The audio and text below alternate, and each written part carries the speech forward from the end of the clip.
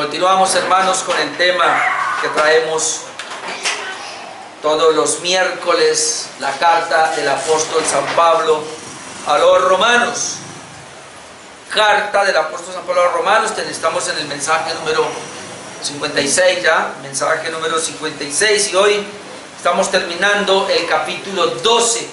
Habíamos dicho que del capítulo 12 al capítulo 16, el tema general sería la vida práctica del cristiano, dado que ya habíamos visto todo lo que es la doctrina, y Dios a través del apóstol Pablo primero nos da la doctrina, nos da la enseñanza, nos da el mandamiento, y luego nos da la habilidad para poder obedecer esa palabra, y de eso se trata. Aquí pudimos ver entonces con el tema de hoy 4. Primero veíamos el fundamento del vivir cristiano. Hay un fundamento, hermano. Cuando hablamos del fundamento estamos hablando de una base, del cimiento para poder construir ese edificio, en este caso la vida espiritual. ¿Cuál es ese fundamento? Nuestras vidas, que ahora que son salvas, deben ser ofrecidas al Señor como un olor grato, es decir, que mi comportamiento, mi conducta, creo que ahora Él comienza a explicar, le agrade a Dios. Eso es. Pero ¿cómo vamos a hacer posible que le agrade a Dios, hermano? Tomando una acción. La primera, desechando todo lo que el mundo nos da, es decir, no amoldándonos a este mundo. Y número 2, permitiendo que nuestras vidas sean transformadas por la renovación del entendimiento, que obviamente viene a través de la palabra de Dios. Hermano, no hay otra manera de ser transformados sino a través de la palabra de Dios. A vosotros, dijo Jesús, estáis limpios por la palabra de Dios. No hay otra manera. Así que es muy importante estudiar la Escritura, conocer la doctrina, como el apóstol Pablo se empeñó en enseñarnos la doctrina, para luego ahora sí poder nosotros tener una vida práctica con ese fundamento. Luego veíamos mi actitud con el cuerpo de Cristo. ¿Cuál es mi actitud ahora frente a los hermanos? Dado que Él también pertenece al cuerpo de Cristo y Él también tiene una capacidad sobrenatural que Dios le ha dado para poder funcionar. Veamos luego las facetas del amor verdadero, también dentro del cuerpo de Cristo, obviamente. Veamos 15 a 8 días, hay más, pero por lo menos las que encontramos allí. Y hoy vamos a mirar mi actitud hacia mis enemigos, dado que hay una actitud hacia los hermanos, hacia el cuerpo de Cristo, y lo hemos visto ahora. Pablo deja para la última parte mi actitud hacia mis enemigos, capítulo 12, verso 17 al 21. Así que vamos a leer esa parte de ese vivir cristiano, de ese carácter cristiano. Dice el verso 17, no paguéis a nadie mal por mal, procurad lo bueno delante de todos los hombres. Si es posible, en cuanto dependa de vosotros, estad en paz con todos los hombres. No os venguéis vosotros mismos, amados míos, sino dejad lugar a la ira de Dios, porque escrito está, mía es la venganza, yo pagaré, dice el Señor. Así que si tu enemigo tuviere hambre, dale de comer. Si tuviere sed, dale de beber. Pues haciendo esto, ascuas de fuego amontonarás sobre su cabeza. No seas vencido de lo malo, sino vence con el bien el mal. Y ahí tenemos 5 versículos, y en cada versículo, hermano, he sacado un punto, una actitud que debo tener hacia mis enemigos. Así que hay 5 actitudes que yo encuentro allí, que quiero compartirlas, que será mi actitud hacia mis enemigos. Ya de entrada, ¿cómo así que un cristiano tiene enemigos? ¿Un hijo de Dios puede tener enemigos? Claro que sí. Jesucristo lo dejó muy claro, y Él dijo que por causa de Él y de su evangelio nos iban a perseguir. Íbamos a tener gente que iba a estar en contra de nosotros. Hay una frase que Jesús usó, digo, si en el árbol verde hicieron estas cosas, en el seco, ¿qué no harán? Hablando acerca de los sufrimientos de Jesús y de los sufrimientos que nos iba a tocar vivir a nosotros como creyentes por causa de Cristo y por causa del evangelio. Así que los enemigos que el creyente puede tener solamente debe ser por causa de Cristo y por causa de su santa palabra. No hay más razón por la cual podamos nosotros, hermano, tener enemigos. Entonces, ¿cuál es mi actitud frente a esos adversarios, frente a esos enemigos que sin duda los tendremos? Ahora, yo no sé si usted tiene enemigos, yo no sé si usted tiene adversarios, pero me imagino que los debe tener. Ahora, que estos enemigos, estos adversarios, no vaya a ser, como dice Pedro en 1 Pedro 4, por mi causa, ¿no? No vaya a ser por mi pecado, no vaya a ser por mi conducta, sino que tiene que ser por causa de Cristo, su santa palabra. Entonces, ¿cuál es mi actitud hacia mis enemigos? Número 1, tener un espíritu bondadoso. De entrada le voy a decir, hermano, que esto no es fácil. Yo pensaba mucho en este pasaje y yo decía, Dios mío, pareciera que yo hago lo contrario a lo que dice el texto. Y entonces tenía que pedirle, Señor, ayúdame, por favor, dame un soporte. Ahora entendamos que tenemos una naturaleza caída y que lo que el apóstol Pablo aquí está hablando es de cuál será mi conducta, mi actitud frente a mis enemigos, que es lo que debemos procurar. Y tenemos que reconocer que por ser débiles y por ser pecadores prácticamente como que hacemos lo contrario, pero debemos enfocarnos a lo que el Señor nos dice aquí. Mi primera actitud entonces es tener un espíritu bondadoso hacia mis enemigos. De entrada lo tenemos. Miren lo que dice el verso 17. No paguéis a nadie mal por mal. Procurad lo bueno delante de todos los hombres. Cuando habla de no pagar, de no devolver a nadie mal por mal, implícitamente usted está viendo que entonces hay gente que nos va a hacer el mal a nosotros. Eso es lo que está diciendo. Otra palabra, cuando alguien te haga un mal a ti, ¿cómo no vas a responder con el mismo mal? Entonces, ¿qué voy a hacer? Porque hay una parte no hacer y qué hacer. ¿Qué debo hacer? Bueno, procura entonces lo bueno delante de todos los hombres, aquí incluido obviamente los enemigos. Entonces la primera parte nos habla de no tener un espíritu vengativo o un espíritu de desquitarse de algo malo que le han hecho. Ahora, hermano, eso lo llevamos innato en nosotros, desde los niños. Uno se da cuenta, cada vez que alguien hace algo en contra de nosotros, no nos han pegado y ya tenemos el puño listo a devolverlo. Es decir, por lo general esa es la acción de nosotros. Y por eso Pablo, al saberlo, aunque somos regenerados, dice, bueno, entonces, ojo, hay unos enemigos que va a tener, pero entonces no vas a pagarle a él, a nadie, mal por mal.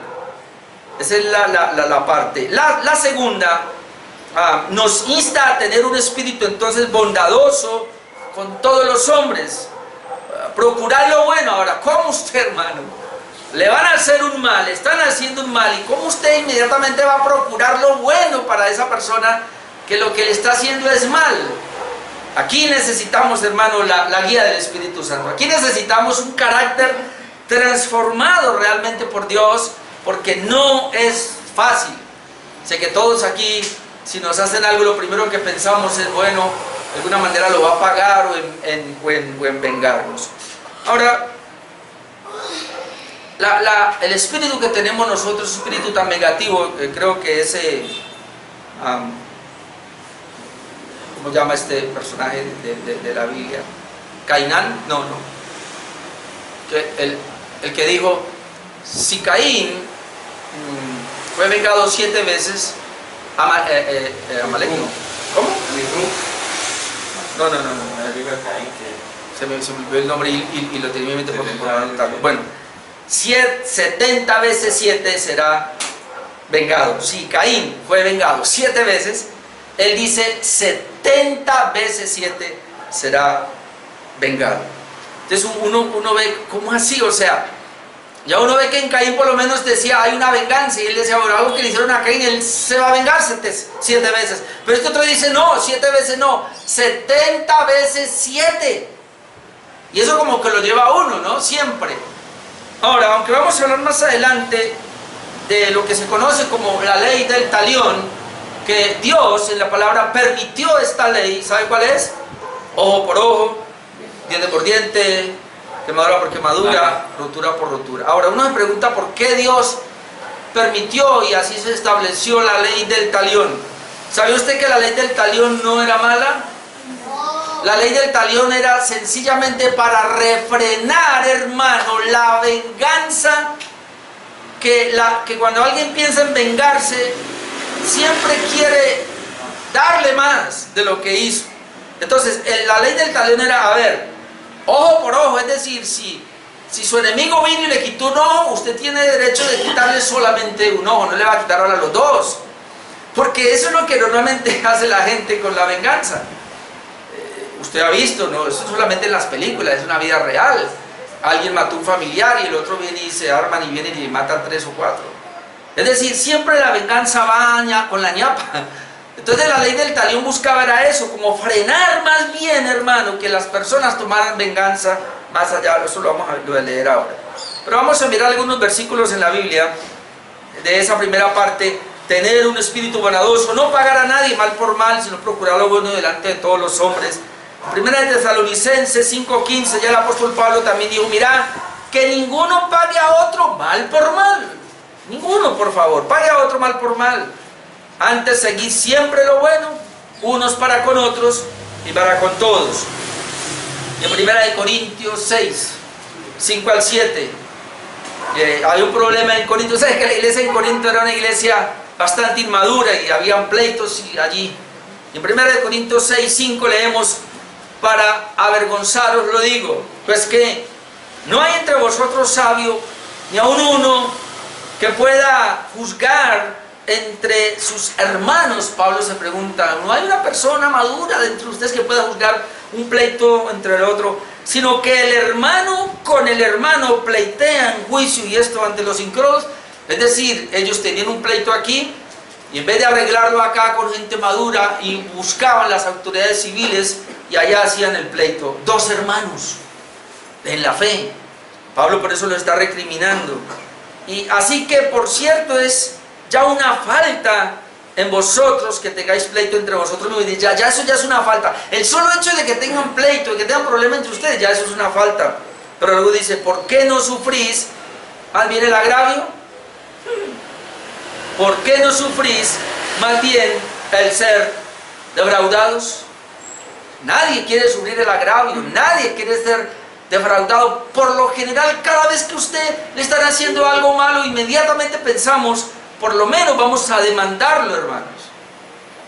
En mi vida una sola vez hice el intento de demandar a alguien y fui y hablé con mi esposa.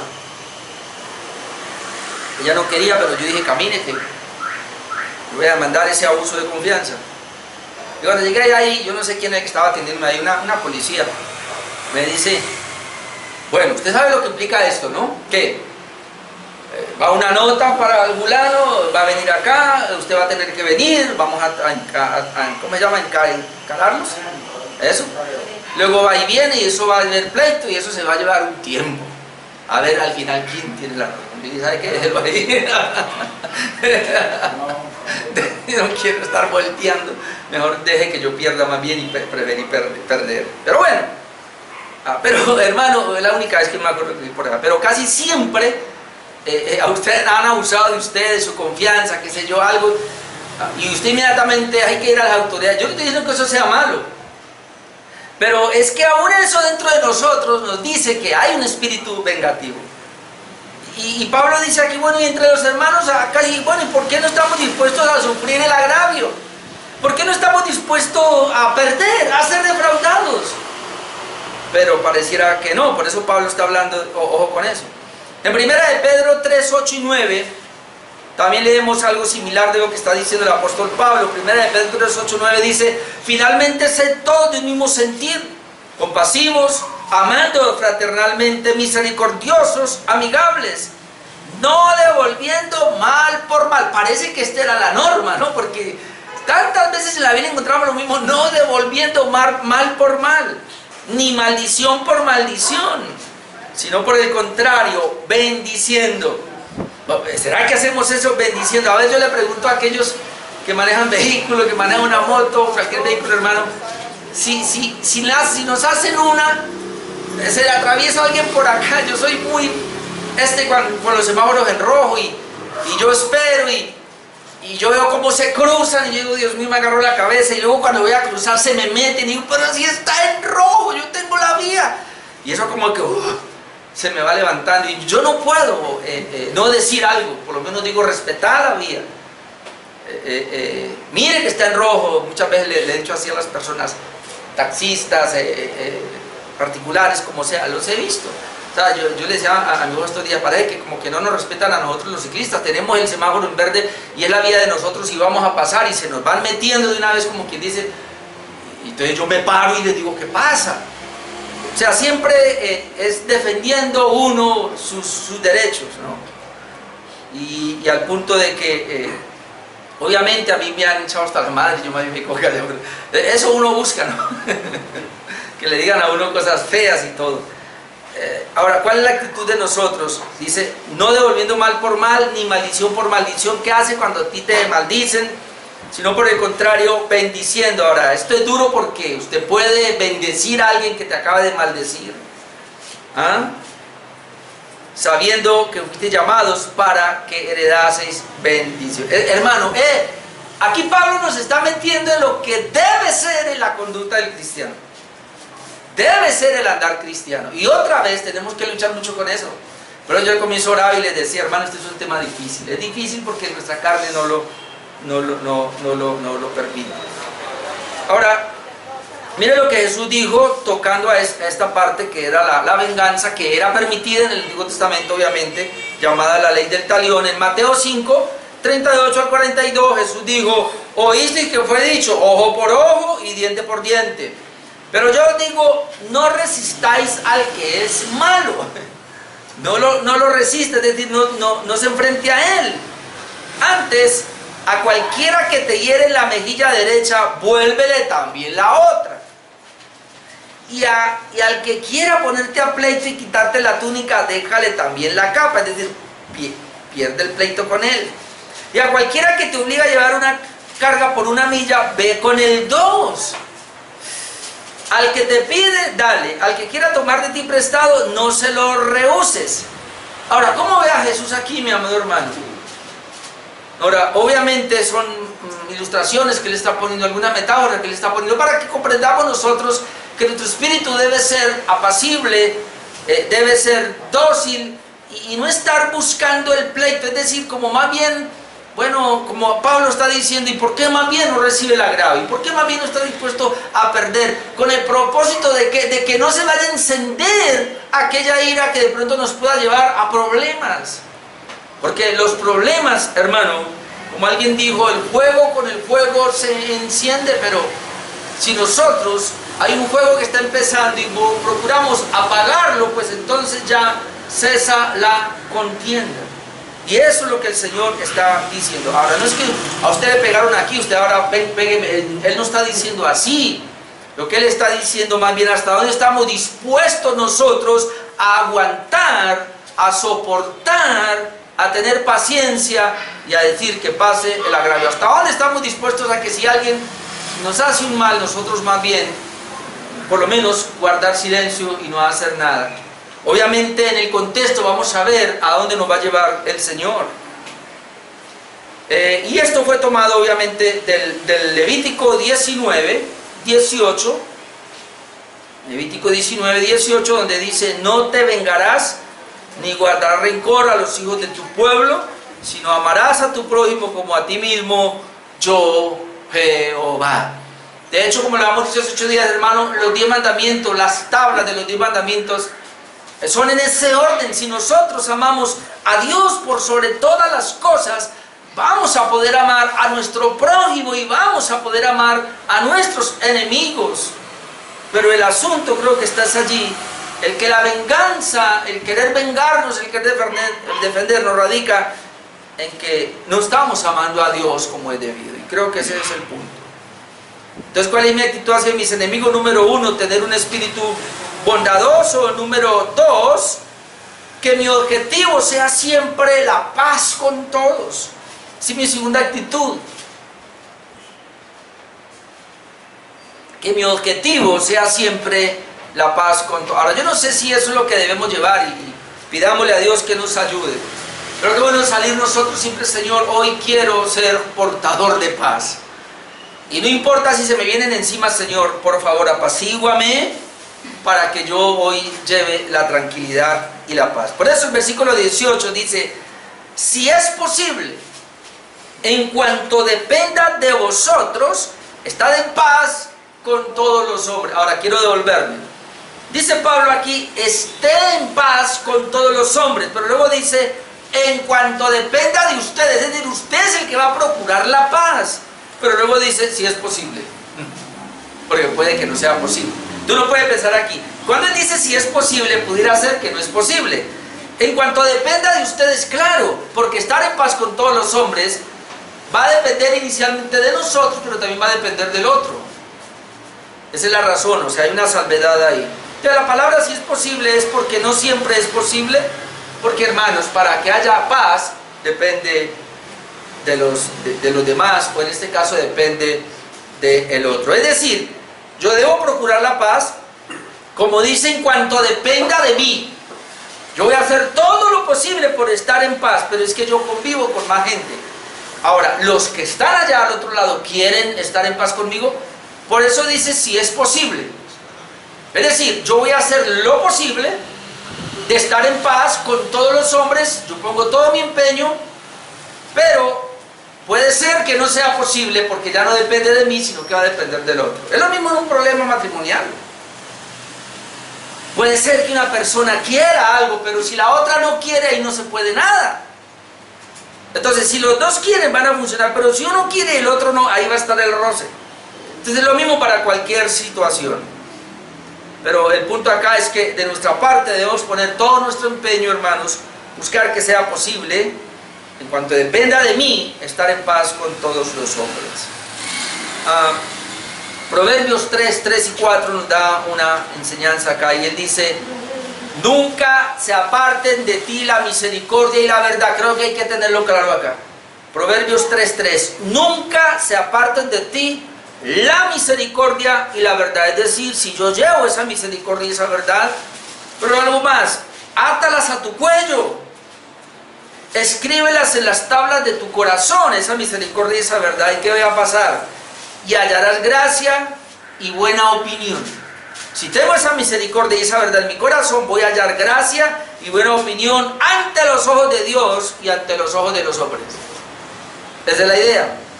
Entonces, otra vez, hermano, depende de la manera como yo tenga su gracia en mí y su misericordia en mí.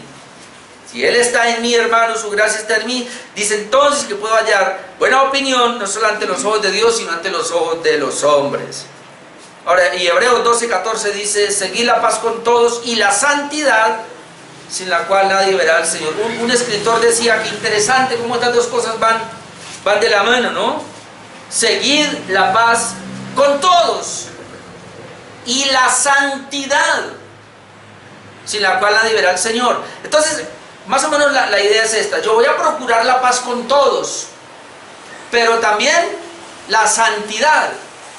Porque aquí hay un problema, aquí no nos está hablando de ecumenismo, porque puede ser ese el caso, que haya alguien que diga yo soy gestor de paz. Entonces yo, como el problema que tiene ahora el pastor MacArthur, ¿no? Uno de los pastores en Estados Unidos cometió el error de apoyar una boda gay, homosexual, porque una ancianita le preguntó a ese pastor muy famoso, tiene una iglesia muy grande y es reformado, y le preguntó, pastor, lo que pasa es que mi sobrino, creo, se va a casar con otro hombre. ¿Usted qué piensa? Él me invitó a su boda y el pastor le aconsejó, vaya tranquila, compre un regalito y llévele para mostrarle el amor de Dios a ellos. ¿Qué problema se metió? Porque ese pastor había sido invitado por pastor MacArthur a la conferencia anual que él hace, y entonces él lo detuvo y le dijo, por aquí no aparece, por aquí no viene. Entonces, hermano, pero como queremos la paz, entonces voy a apoyar lo que la Biblia condena a nombre de la paz. ¿Te das cuenta? Ahí hay un enemigo. Por eso yo procuro la paz en cuanto dependa de mí, si es posible. Pero hermano, va a haber un momento donde no es posible. Por eso me gusta mucho aquí, seguir la paz con todos y la santidad. Es decir, entonces, para yo estar en paz con todos, porque la Biblia lo dice, voy a tirarme la santidad, voy a negociar la santidad. No, no se puede. Voy a negociar la verdad. No, no se puede. Y ahí es donde viene el enemigo. Es muy importante que tengamos en cuenta esas dos partes. Santiago 3:13 al 18 nos habla que, y necesitamos sabiduría para eso. Por eso él dice, Santiago 3:13, ¿quién es sabio y entendido entre vosotros? ¿Quién lo es? Bueno, muestre por la buena conducta sus obras en sabia mansedumbre. Pero si tenéis celos amargos y contención en vuestro corazón, no os jactéis ni mintáis contra la verdad, porque esta sabiduría no es la que desciende de lo alto, sino terrenal, animal y diabólica. Hay una sabiduría que es terrenal, animal y diabólica. Dice, porque donde hay celos y contención, allí hay perturbación y toda obra perversa. Pero la sabiduría que es de lo alto es primeramente pura. Después, ¿qué es? Pacífica. Si yo voy a ser un gestor de paz, un portador de paz, paz bíblica, ¿no? Entonces, sabiduría, Dios me da la sabiduría, pero esa sabiduría es pura primero, después es amable, y qué bueno que puso la pureza primero, después es pacífica, amable, benigna, llena de misericordia y buenos frutos, sin incertidumbre ni hipocresía. Y el fruto de justicia se siembra en paz para aquellos que hacen la paz. Entonces Pablo está diciendo acá en el segundo punto que mi objetivo sea siempre estar en paz con todos los hombres, obviamente con la salvedad que está dando, y para eso necesito tener sabiduría. Y Mateo 5:9, el Señor Jesús, hablando de la bienaventuranza, dijo, bienaventurados los pacificadores, porque ellos serán llamados hijos de Dios. Un pacificador es aquel que procura la paz siempre, la armonía, siempre buscar el estar tranquilos, el estar quietos, el tener esa paz. El comentarista William Hendrickson dice allí, hay circunstancias en las cuales el establecimiento o mantenimiento de la paz es imposible. Ahora lo que ha leído ahora, Hebreos 12:14, no solo propugna la paz, sino también la santificación. Esta última no debe ser sacrificada para mantener la anterior, ya que la paz sin la santificación o santidad no es digna de su nombre.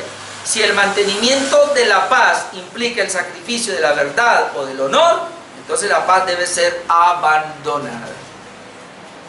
Y el pasaje aquí sería el que Jesús citó en Mateo 10:34 al 39. Pareciera contradictorio lo que estamos diciendo, pero este es el pasaje donde podemos tener un equilibrio entre mantener lo que se llama la santidad y la paz con todos los hombres. Mateo 10:34. Miren lo que dice Jesús después de todo lo que hemos hablado. No penséis que he venido para traer paz a la tierra. Ay, ¿cómo así? Pablo no dice que procure yo la paz, pero ese dice que no vino a traer paz a la tierra. No he venido para traer paz, sino espada. Porque he venido para poner en disensión al hombre contra su padre, a la hija contra su madre, a la nuera contra su suegra. Por eso era.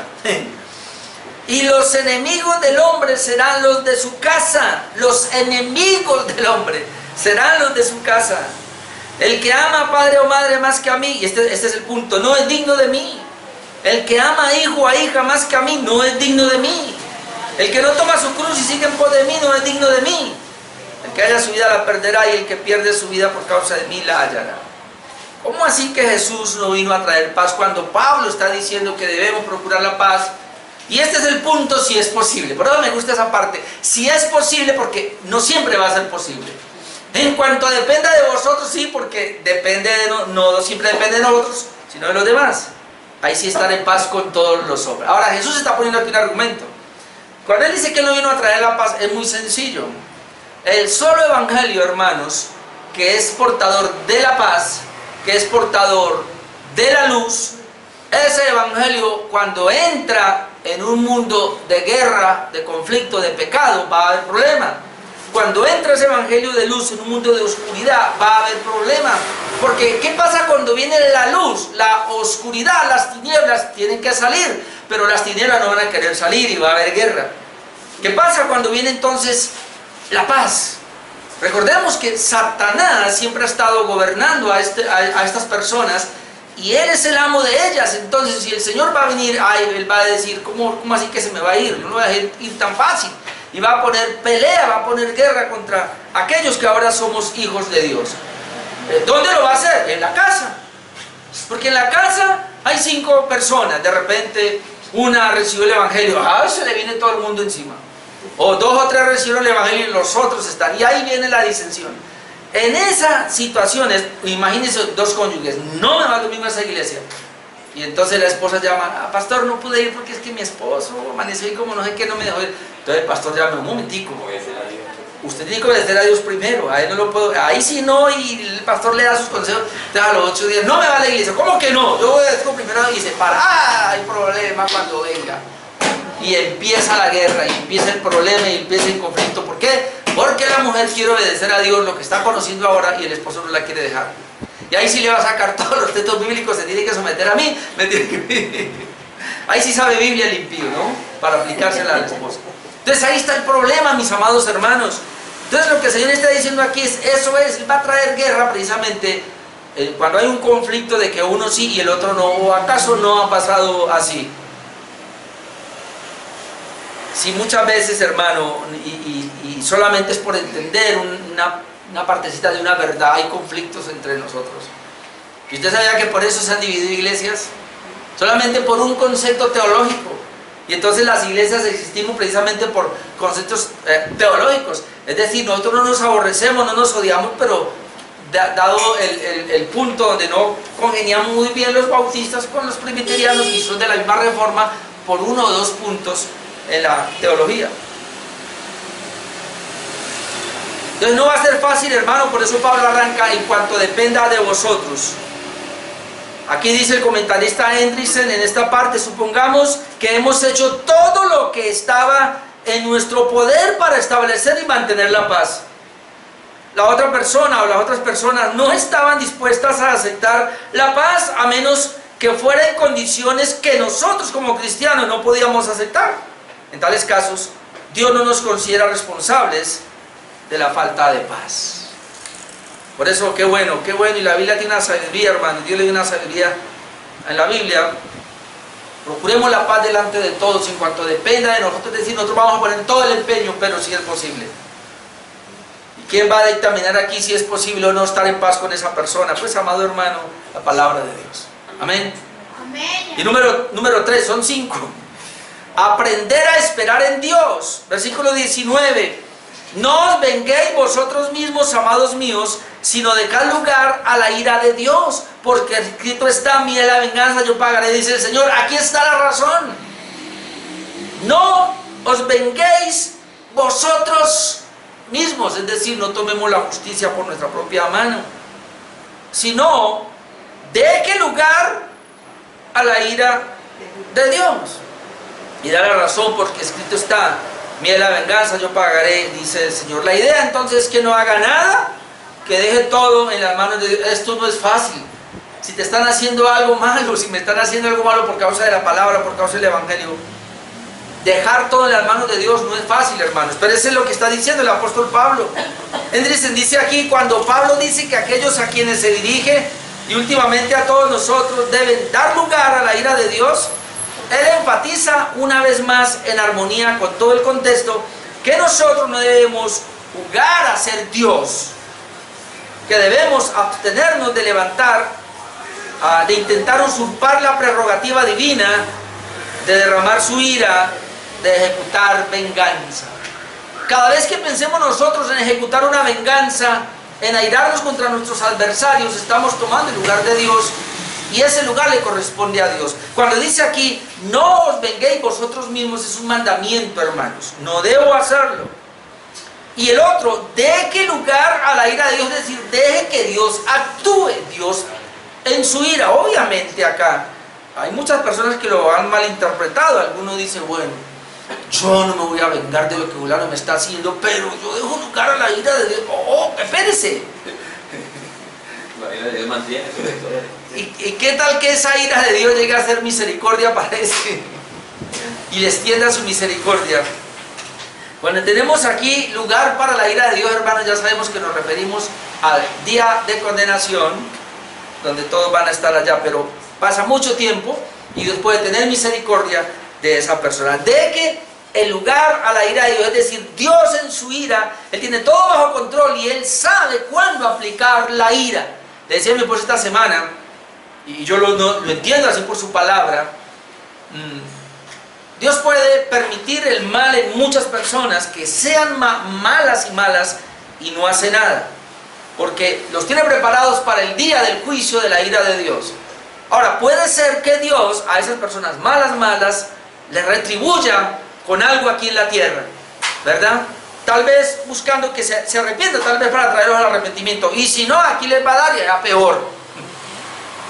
Como puede ser que Dios le da duro al impío para que se arrepienta. Puede ser cualquiera de las tres. Ahora, muchos acontecimientos malos son provocados por Dios debido a que le han provocado a ira, y entonces será Él quien se vengue. Y eso es lo que encontramos, hermanos, aquí en Deuteronomio 32, de donde sale esta parte, donde dice que el Señor mide la venganza. Yo quise leer todo esto para que miraran muy rápido acá. Deuteronomio 32, 20 dice: y dijo, esconderé de ellos mi rostro, veré cuál será su fin. Esto está hablando el Señor, porque son una generación perversa, hijos infieles. Ahí ya nos estamos dando cuenta que Él está hablando a un pueblo muy rebelde. Ellos me movieron a celos con lo que no es Dios, me provocaron a ira con sus ídolos. Israel provocó a Dios a ira con todo esto. Yo también los moveré a celos con un pueblo que no es pueblo, los provocaré a ira con una nación insensata. Aquí está hablando de que Dios iba a traer un pueblo rebelde y los iba a atacar, iba a derramarla, y Dios iba a derramar la ira al coger a esos reyes que vinieran y destruyeran a Israel. Por eso es mi punto acá, que muchos acontecimientos malos son provocados por Dios debido a que le han provocado a ira, y entonces Él se quiere vengar. ¿Y cómo se venga Dios? A través de sus adversarios. Pudiéramos decirlo hoy día, no siempre es así, por favor, pero muchas veces puede ser que Dios, a través de alguna calamidad, quiera vengarse de alguna manera, porque, y sigo leyendo acá para que vea dónde va a terminar. Dice el versículo 22, porque fuego se ha encendido en mi ira, y arderá hasta las profundidades del Seol, devorará la tierra y sus frutos, y abrazará los fundamentos de los montes. 27 ahora dice, Deuteronomio 32, 27, de no haber temido la provocación del enemigo, no sea que se envanezcan sus adversarios. Ahora viene el otro punto. Los adversarios atacan a Israel y van a envanecerse, a decir, somos nosotros. Entonces ahora Dios dice acá, no sea que digan, nuestra mano poderosa ha hecho todo esto y no Jehová. Por eso saltamos al 35, donde dice, mía es la venganza y la retribución, a su tiempo su pie resbalará, porque el día de su aflicción está cercano y lo que él está preparado se apresura. Es decir, Dios tuvo muchas manifestaciones de su ira en el Antiguo Testamento, a su pueblo, pero también a los impíos. Eso lo va a hacer también en este tiempo, lo ha hecho en toda la historia y lo hará. Eventualmente no, hay gente que dice, pero es que ese hombre es malo y no le pasa nada. Espere, porque el Señor, eso es más cruel, porque Dios lo está reservando para el día de la ira. Pero en cambio, si a un malo de estos le ocurre una catástrofe, ¿quién quita que ese malo se arrepienta, caiga rendido a los pies del Señor y sea una manera para traerlo a los pies del Señor? Pero otra vez, algunos aún sufriendo esa ira de Dios no se van a arrepentir, y Dios se la va a reservar para el final. Así que esto es tremendo. Dios nos dio ejemplo al no vengarse y poner todo en las manos de Dios, que es lo que Él nos está enseñando en 1 de Pedro 2, 19 al 23, y este es impactante. Dice, 1 de Pedro 2, 19, dice, porque esto merece aprobación. Si alguno a causa de la conciencia delante de Dios sufre molestias padeciendo injustamente. Pedro dice, bueno, esto tiene cierta consideración, cierta aprobación. Pues qué gloria es si pecando sois abofeteados y lo soportáis. Es decir, si yo cometo un pecado y por eso soy castigado, pues hombre, lo debo pasar, lo debo recibir porque está bien. Pero luego dice, pues para esto fuiste llamado. Muchos no entienden esto, hermanos. Con ese evangelio que nos vendieron de la bendición y la prosperidad, no entendemos esto que dice aquí Pedro.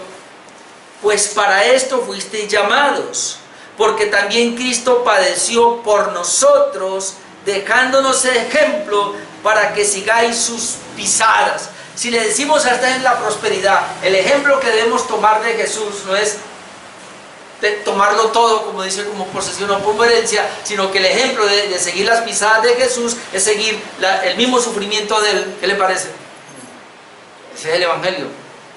Seguir las pisadas de Cristo acá es eso. Dice que Él padeció, lo leo otra vez, pues para esto fuiste llamados, porque también Cristo padeció por nosotros, dejándonos ejemplo. Cristo padeció por nosotros, dejándonos ejemplo para que sigáis sus pisadas. Y esto es, el cual no hizo pecado, ni se halló engaño en su boca, quien cuando le maldecían no respondía con maldición.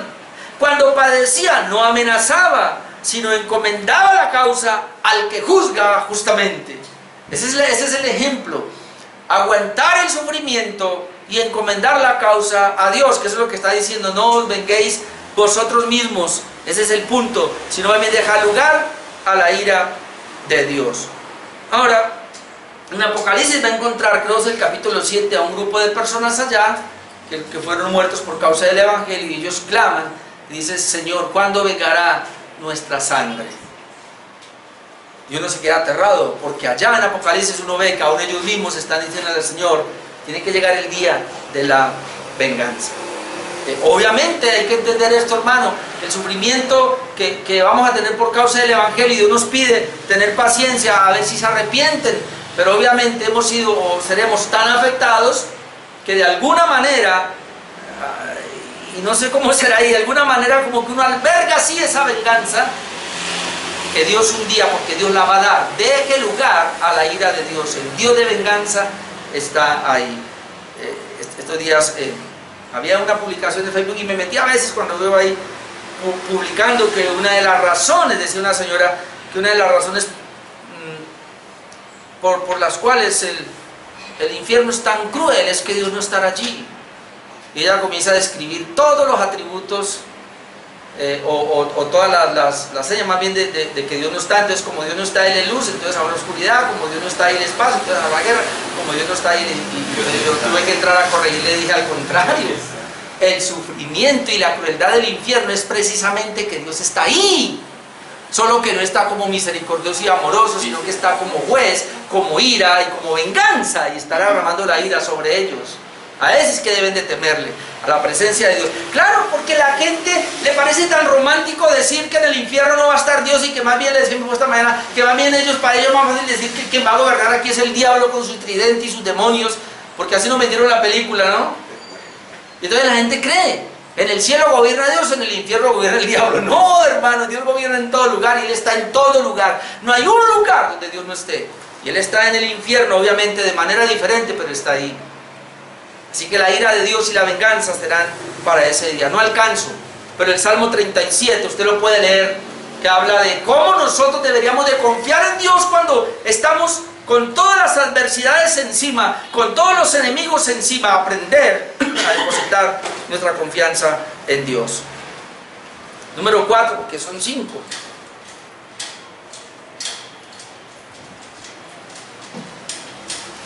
¿Cuál es mi actitud hacia mis enemigos? Número 4, avergonzar a los demás con nuestro bien. Avergonzar a los demás con nuestro bien. ¿Sabe que a veces no lo tenemos claro, y la Biblia lo dice, que yo avergüence a mi enemigo cuando yo le hago bien? Versículo 20, así que si tu enemigo tuviere hambre, dale de comer. Si tuviere sed, dale de beber. Pues haciendo esto, es decir, dándole de comer y de beber, ascuas de fuego amontonará sobre su cabeza. Ahora, este es un pasaje difícil, porque de ahí han sacado muchas, por lo menos hay 4 interpretaciones que las voy a traer aquí, que son las ascuas de fuego. Yo me quedé aterrado, porque el pastor MacArthur decía que ascuas de fuego es que que se ponían carbones aquí encendidos en la cara y se ponían como una especie de trapo para quemarse en la cara y todo les ardiera la cara de la vergüenza. Bueno, yo no sé. Pero déjenme, yo le leo las otras versiones aquí rapidito, 4 versiones. La NTV, nueva traducción viviente, dice: en cambio, si tu enemigo tiene hambre, dale de comer. Si tuvieres sed, dale de beber. Al hacer esto, amontonarás carbones encendidos de vergüenza sobre su cabeza. Nueva versión internacional dice: antes bien, si tu enemigo tiene hambre, dale de comer. Si tienes sed, dale de beber. Haciendo así, harás que se avergüence de su conducta. Pero creo que está más claro la TLA, traducción al lenguaje actual. También dice: si tu enemigo tiene hambre, dale de comer. Si tienes sed, dale de beber. Así harás que le arda la cara de vergüenza. Ascuas de fuego. Muchos autores dicen que es impresionante, pero que en todo el Antiguo Testamento las ascuas de fuego tienen que ver con carbones encendidos, y por eso se toma una interpretación que tiene que ver con la ira de Dios. Que aún aquí está hablando de que Dios va a ejecutar una venganza, porque habla de la ira. Pero otros autores, y la gran mayoría, nos quedamos más bien con esta parte donde dice que así harás que le arda la cara de vergüenza. En otras palabras, sí es cierto que las ascuas de fuego son carbones encendidos, pero interpretaron a nuestro tiempo, o lo que Pablo está diciendo es más bien: mira, si mi enemigo a mí me hace algo malo y yo le hago un bien a mi enemigo, él se le va a poner roja la cara de pena o de vergüenza por un acto que hicimos. ¿Quién no ha sufrido eso, hermano? Yo no sé, yo me pongo pálido o me pongo rojo. Ahora ya casi no, pero al comienzo, hermano, del ministerio, yo me ponía como un tomate cuando iba a predicar y me temblaba todo. O de pronto una vergüenza, ¿no? Está uno delante de un grupo y uno comete la embarra alguna cosa. ¿No le ha pasado? No sabe dónde esconderse, la embarró y se le puso la cara roja y hasta le dicen: no, mira, se le puso la cara como un tomate rojo. ¡Qué vergüenza, hermano! O le hacen una pregunta a alguien en un grupo así, ¿no? Estábamos estudiando, y fulano de tal, ¿usted qué piensa de tal? Y uno ni sabe la respuesta y se queda y se pone rojo. Esa más o menos es la idea que está manejando. Cuando tú le haces un bien a alguien, a él se va a sentir vergüenza por eso.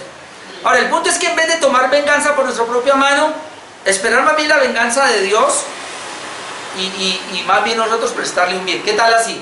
En vez de tomar venganza por mi propia mano, espero que Dios sea el que ejecute esa venganza y yo le hago un bien. No es fácil, ¿verdad? Pero eso es lo que la Biblia está planteando. Ahora, Pablo toma estas palabras de Proverbios 25, 21-22, donde dice: si tu enemigo tiene hambre, dale de comer; si tiene sed, dale de beber. Así Dios te premiará y hará que tu enemigo le arda la cara de vergüenza. Ahí está claro. Las mismas palabras similares están en 1 de Pedro 2:15 al 16. Porque esta es la voluntad de Dios, que haciendo bien hagáis callar la ignorancia de todos los hombres insensatos, como libres, pero no como los que tienen la libertad como pretexto para hacer lo malo, sino como siervos de Dios.